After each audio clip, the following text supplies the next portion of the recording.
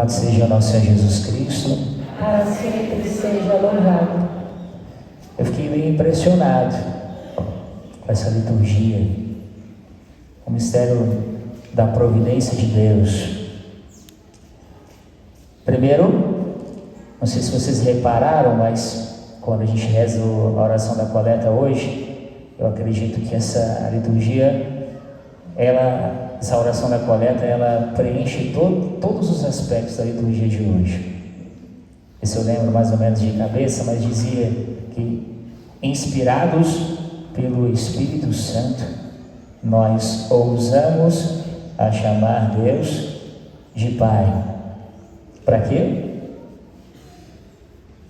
Para que nós possamos ter os tesouros celestes, mais ou menos isso. Para que nós possamos ter os bens eternos. E toda a liturgia nos conduz nesse caminho, seja pela segunda leitura, seja pelo Evangelho.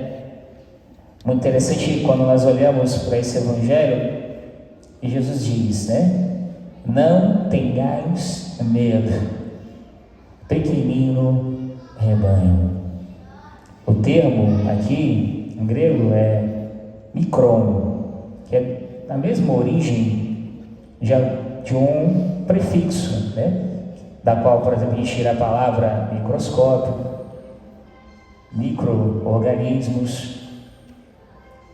Parece que Jesus está querendo dizer, infundir aos nossos irmãos, que hoje renovam os votos no celibato, mas diante da pergunta de Pedro, você está falando só para nós ou para todo mundo? Na verdade é para todo mundo, mas ao mesmo tempo ele quer relembrar para vocês, há muito foi confiado a vocês. Mas ao mesmo tempo Jesus fala de uma perspectiva de coragem, porque não ter medo é coragem para fazer a vontade de Deus, e o Evangelho fala sobre isso, entre aqueles que fizeram a vontade de Deus, aqueles que estão abertos a fazer a vontade de Deus, os que não estão abertos a fazer a vontade de Deus. Mas ao mesmo tempo Jesus parece reconhecer que nós somos esses micros, ou seja, microscópio, algo que aos olhos humanos não se vê, algo que é tão pequenininho, a nossa pequenez diante da grandeza do reino dos céus.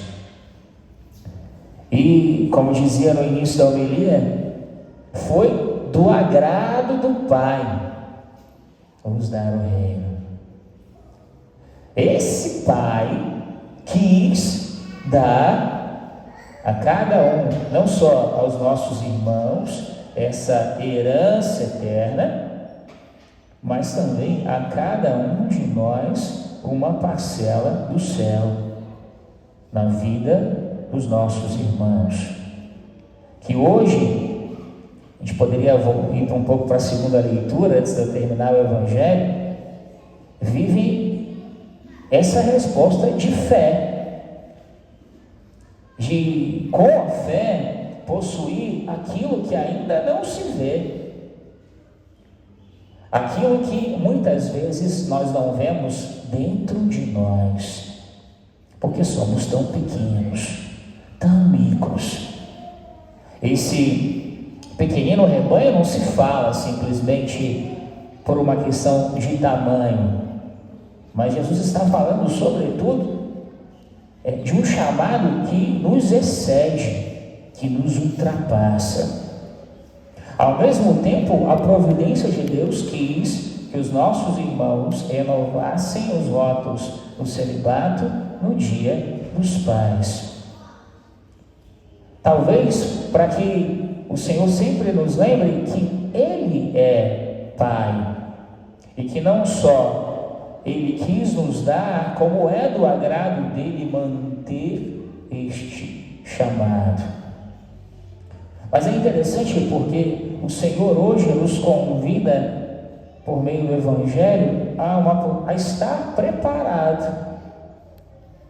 Quando se fala, por exemplo, que os vossos rins estejam cingidos, nós poderíamos lembrar como eram as roupas no tempo de Jesus.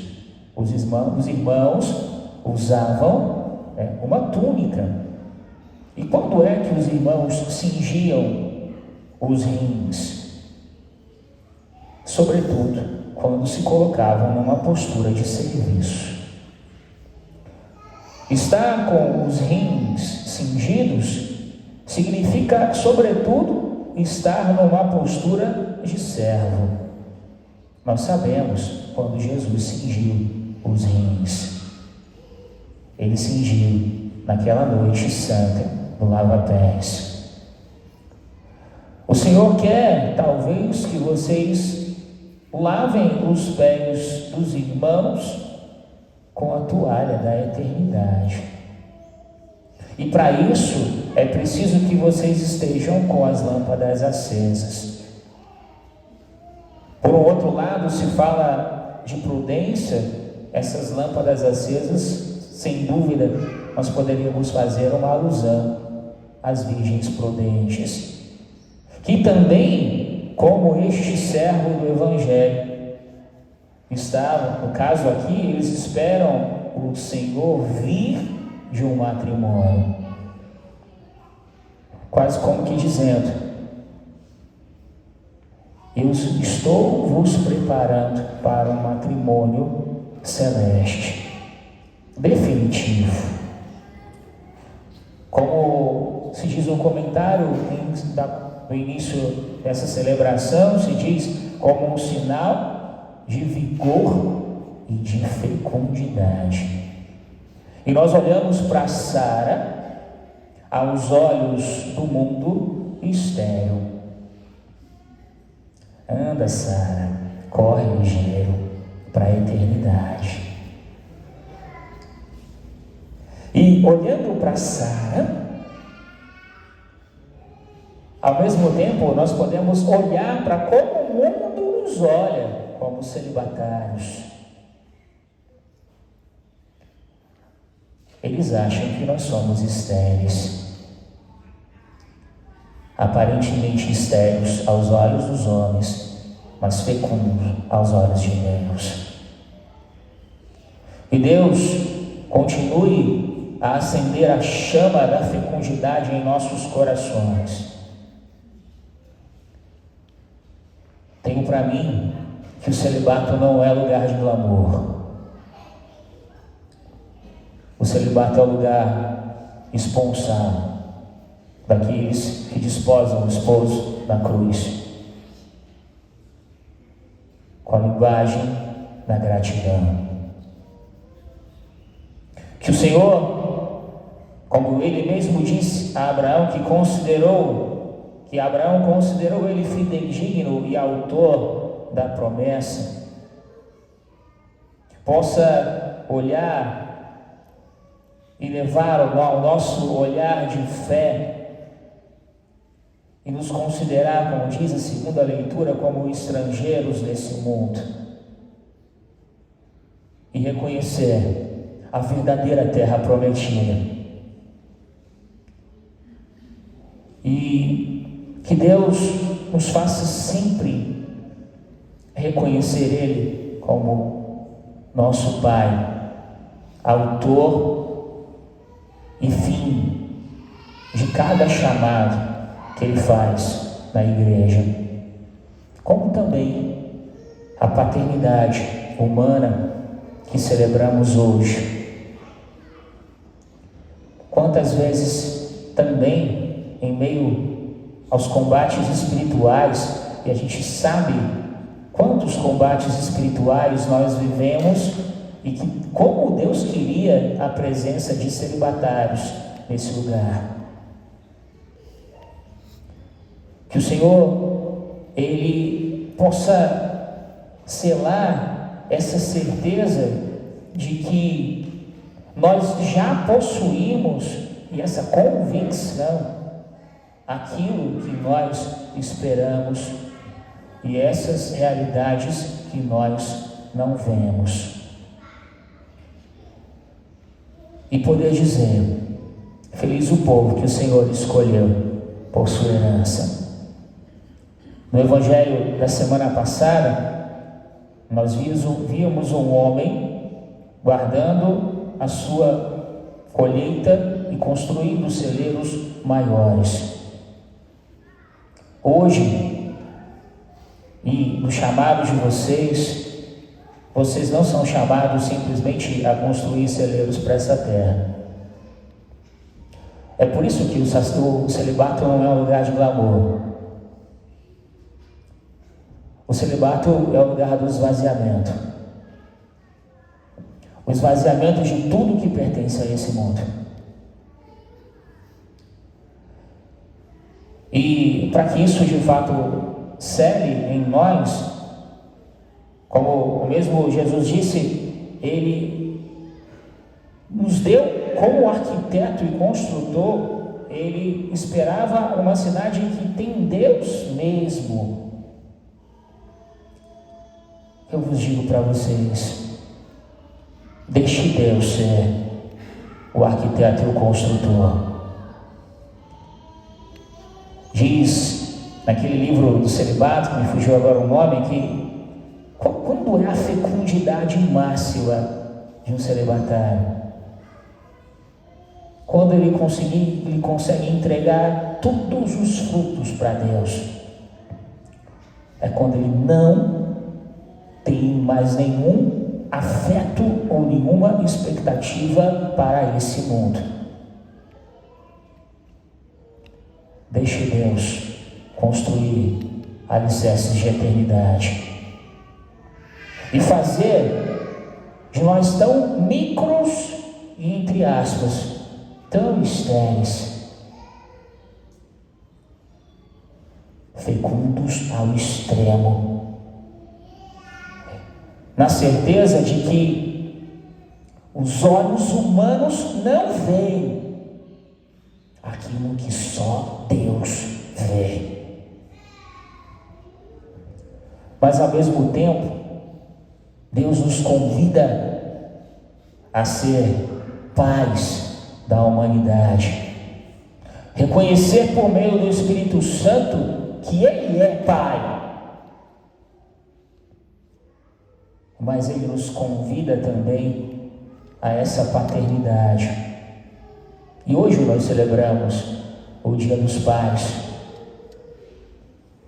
E me marcou muito essa primeira leitura, porque às vezes os momentos marcantes e difíceis da nossa vida e das nossas famílias, nós queremos esquecer, queremos colocar debaixo do tapete.